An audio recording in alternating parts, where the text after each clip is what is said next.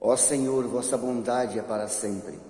Completai em mim a obra começada. Eu vos peço, não deixeis inacabada esta obra que fizeram vossas mãos. Antes de irmos para o vídeo, dê seu like, dê seu dislike, faça seu comentário, compartilhe com um monte de gente. Peça que outras pessoas se inscreva você também. Vamos ajudar nosso canal a crescer para que possamos fazer transmissões ao vivo. Gente, façamos o possível de nos ajudar nessa missão. Tá beleza? Vamos lá? Anuncia-me. Na sequência do Evangelho de Mateus, da Sagrada Escritura, nos domingos, o tempo comum, chegamos ao capítulo 16, versículo de 13 a 20. E Jesus, então, pergunta aos seus discípulos, no dizer das pessoas por aí, quem dizem ser o Filho do Homem, que está na Sagrada Escritura, no Antigo Testamento, nos profetas, especialmente no profeta Daniel, quem é o Filho do Homem do Antigo Testamento, que está anunciado por Deus? No dizer dos homens, quem é esse Filho do Homem? Eles responderam, uns dizem que é João Batista, outros dizem que é Elias, outros dizem que é Jeremias ou algum dos outros profetas. Muito bem, as pessoas não tinham muita clareza. Todos os profetas, ou quase todos, foram perseguidos, humilhados e mortos, como João Batista, por exemplo, foi o último grande profeta que ligou o Antigo ao Novo Testamento, que anunciou a chegada do Cristo, foi morto, foi degolado por causa mesmo da sua profecia. Quem é, então, no dizer do povo, esse que Deus enviaria? Nesse momento, então, diante dessas respostas confusas que os apóstolos trouxeram, da parte do povo, da parte dos religiosos também, Jesus pergunta, e para vocês, quem sou eu? Nesse momento vem então a resposta de Pedro, essa que nós recebemos e que nos coloca no caminho da verdade. Simão Pedro responde, olha, tu és o Cristo, o Filho do Deus vivo. Tu és o Cristo, o Filho do Deus vivo. Tu és o Filho do homem anunciado pelos profetas. Tu és o Cristo, o Filho do Deus vivo. Diante dessa resposta de Pedro, Jesus então lhe responde, lhe diz, feliz és tu, Simão, filho de Jonas, porque não foi a carne nem o sangue que te revelou isso, mas meu Pai que está nos céus, que revelou essa verdade que você acabou de proclamar. E eu te declaro, tu és Pedro. Nesse momento, então, Jesus colocou Pedro diante de uma missão, colocou Simão diante de uma missão. O nome de Simão não era Pedro, era Simão mesmo, o simples Simão, filho de Jonas. Na sua fraqueza, na sua fragilidade, Jesus acaba agora de lhe dar uma grande missão, de ser pedra, de ser fundamento da igreja que ele estava fundando ali agora. Tu és Pedro, tu és pedra, tu és forte, e sobre esta pedra que você acabou de colocar, ou seja, temos aqui duas pedras, Simão, que Jesus chama de pedra, ou Pedro, e depois a pedra que Pedro acaba de dizer, que o novo Simão Pedro acaba de apresentar, que é a fé. Tu és o Cristo, Filho do Deus vivo, esta pedra sobre a qual edificarei a minha igreja. Então Pedro tem a missão de proclamar isso e viver e morrer por isso, por essa verdade que ele acaba de proclamar e que Deus revelou no coração de Simão Pedro, e que Jesus diz, foi o Pai do céu que te revelou isso ao teu coração, por isso tu és feliz. Sobre esta pedra eu edificarei a minha igreja, responsável por proclamar a verdade que você acabou de dizer, e esta verdade é a pedra sobre a qual ela será fundada, e tu serás pedra enquanto sustentares essa verdade. Você está entendendo, meu irmão, minha irmã, qual é o destino, qual é o objetivo da igreja? É proclamar a fé, é sustentar a fé, é anunciar o reino de Deus, não é inventar coisas estranhas, coisas humanas que fogem à verdade do Evangelho, que fogem à doutrina, que fogem à missão para a qual ela existe, que é anunciar o reino e é salvar as almas, que é conduzir as pessoas à salvação pela proclamação dessa verdade que ela recebeu. Sobre esta pedra edificarei a minha igreja e as portas do inferno não prevalecerão contra ela. A igreja está sendo atacada nesses nossos tempos, meus irmãos.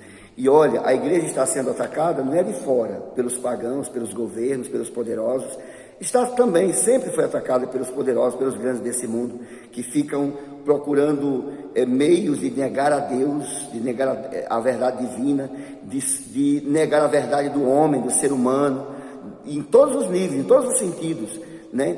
Tenta-se negar a verdade do ser humano. Por exemplo, estamos aí acompanhando a questão da ideologia de gênero, que tenta negar a verdade humana, a verdade do ser humano. Essas confusões com a sexualidade, né, humana, as confusões que atacam a família, que querem destruir a família, é negar a verdade do homem, na verdade do ser humano. Mas no centro disso está a negação da verdade divina, da verdade de Deus, a negação, a recusa de Deus, a recusa da lei de Deus, a recusa do amor de Deus, a recusa da palavra de Deus, a recusa do reino de Deus. Os homens, os poderosos desse mundo, querem recusar o reino de Deus para estabelecer o reino do homem. Por isso que se fala hoje de uma religião universal, de um governo universal, né, que possa estabelecer uma governança diante do mundo inteiro, né? Uma coisa muito centralizada na mão de alguns poderosos desse mundo, e uma religião que suplante todas as outras religiões, e especialmente o cristianismo, que é a que tem o conteúdo mais verdadeiro, que mais corresponde à verdade da existência humana, os destinos humanos, a esperança humana de eternidade.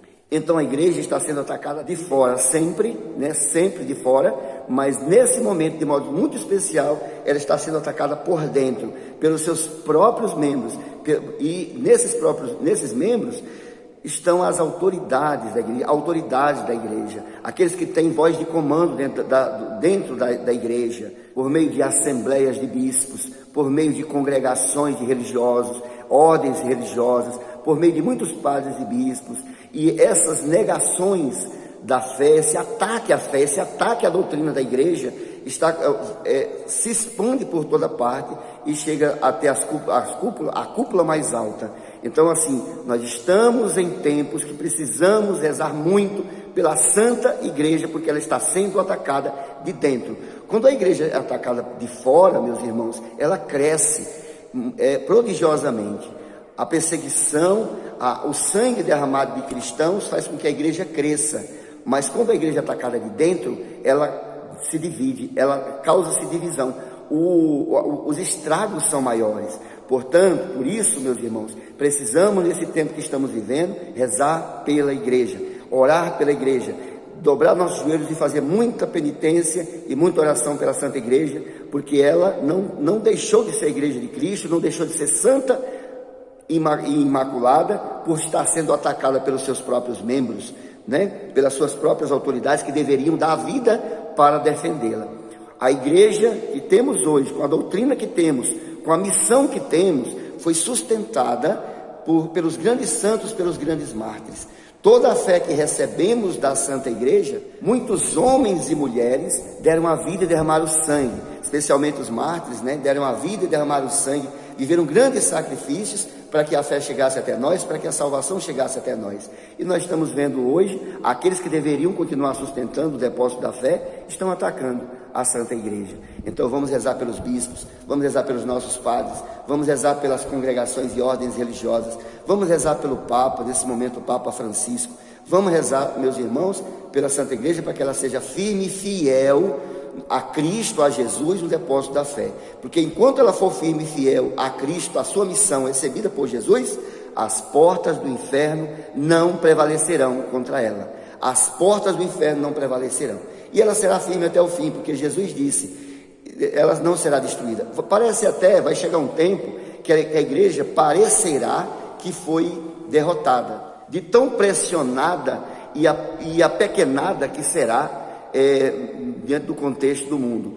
Mas não, as portas do inferno, meus irmãos, não prevalecerão contra a Santa Igreja. É isso que Jesus deixa bem claro aqui nesse evangelho deste domingo. As portas do inferno não prevalecerão contra ela. E ainda diz, né, a Pedro, que tem seus sucessores nos papas, né? Nem todos os papas foram homens santos, muitos decepcionaram tremendamente, assim como nós temos também entre os bispos e padres deveríamos ter na maioria homens santos e fiéis, mas essa não é a verdade. Muitos são infiéis, muitos são dores na vida da própria igreja. As grandes divisões que aconteceram na vida da igreja, os grandes abalos na vida da igreja nesses 2000 anos foram causados por bispos e padres que foram infiéis, e alguns papas, vários papas, né, que não foram inteiramente fiéis a Jesus, ao mandato de Jesus, ao chamado de Jesus. Por trás de tudo isso está a arrogância humana, está a prepotência humana, está a falta de humildade do ser humano. Meus irmãos, tenham cuidado com certas atitudes ou palavrinhas por aí de pessoas que parecem humildes, mas por trás de certas atitudes que parecem humildade, está a desobediência, está a arrogância, está a prepotência. Eu gosto de lembrar para as pessoas que esse sinal que os padres usam aqui, né, o clédima, a camisa clerical com o clédima no pescoço e a cruz no peito, esses sinais significam absoluta obediência a Deus e a Santa Igreja, a doutrina verdadeira da Igreja. Esses sinais, especialmente o clédima, significa inteira obediência a Cristo em primeiro lugar e a sua Santa Igreja. É isso que deveríamos ser. E muitos abrem mão até mesmo desses sinais, porque eles não acreditam e já tem uma tendência natural à desobediência, à desordem. Isso aqui representa também uma justa ordem no caminhar das coisas, né? Na posição que cada um ocupa dentro da Santa Igreja, a justa ordem, a justa organização. Mas quando a pessoa abre mão desses sinais para se apresentar aí de todo jeito ou de qualquer jeito, ela abre mão da ordem, da organização, se abre mão da justa ordem que o próprio Espírito Santo coloca na nossa vida, que Cristo quis para nós, e se entrega às desordens do mundo, às desordens, às desorganizações, às bagunças desse mundo. Então, meus irmãos, precisamos rezar muito pela Santa Igreja, e cada um, na condição que se encontra dentro da estrutura da Igreja, como leigos, como religiosos, como padres e bispos, como cardeais e papas, né? Precisamos assumir nosso lugar, cada um tem seu lugar, e ser obediente a Cristo e a sua Santa Igreja na humildade, e não deixar que a arrogância, a prepotência de Satanás tome conta do nosso coração. Eu te darei as chaves do reino dos céus, o que ligares na terra será ligado no céu, o que desligares na terra será desligado nos céus. Olha o que é a igreja, olha o que é o papado, olha o que é o ser, né, um ministro do Senhor, ministro de Cristo diante desse mundo. A capacidade de ligar o céu e a terra. E aqui eu quero dizer para vocês, as pessoas têm uma confusão quando falam de Jesus veio fundar uma religião, não veio. Não, meu irmão, Jesus não veio fundar uma religião, Jesus veio fundar a igreja, e a igreja é responsável por anunciar ao mundo a religião, que é Cristo. Jesus é nossa religião, Jesus é a religião da Igreja Católica, Jesus é a religião da Igreja Cristã. Ele não veio fundar uma religião, ele veio estabelecer o reino de Deus no mundo por meio da ação da igreja. A igreja tem que anunciar isso, a igreja tem que anunciar o Cristo, Filho do Deus vivo, que depois São Tomé vai dizer, meu Senhor e meu Deus, meu Senhor e meu Deus, presente no Santíssimo Sacramento, na hóstia consagrada, e por isso nós dobramos os joelhos e adoramos e recebemos com reverência nos nossos lábios a hóstia consagrada, porque é o meu Senhor e meu Deus que se encontra ali. A igreja anuncia o Cristo, Filho do Deus vivo, meu Senhor e meu Deus. Ele é a nossa religião, Ele é quem restabelece a paz, Ele é a nossa paz, Ele é a nossa força, Ele é a nossa santificação, Ele é a nossa redenção, Ele é a nossa salvação. Ninguém vai a Deus, ao Pai, senão por Ele. Ele diz no Evangelho de João, capítulo 14, versículo 6, eu sou a minha verdade e a vida, ninguém vai ao Pai senão por mim. É Ele que nos religa a eternidade perdida no paraíso, Ele que nos religa ao céu, Ele que nos religa ao Pai, Ele que nos devolve a santidade perdida por causa do pecado. Então é Cristo a nossa religião. O que é a nossa religião? É a Igreja Católica, é o emaranhado de doutrina? É Cristo. Cristo é o centro de tudo isso. Ele é a nossa religião. A igreja anuncia Cristo e não pode nunca se furtar a isso. Nunca, jamais poderá se furtar a isso diante de nenhuma realidade deste mundo. Essa é a nossa missão.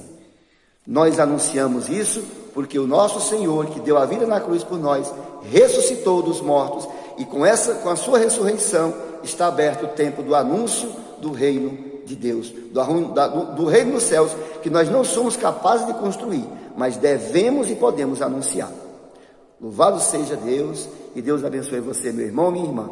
Vamos rezar pela Santa Igreja, vamos ser fiéis a Cristo, a Igreja, e vamos caminhar de mãos dadas rumo à eternidade, vencendo todas as perseguições e intempéries deste mundo. Amém. Em nome do Pai, do Filho e do Espírito Santo. Amém.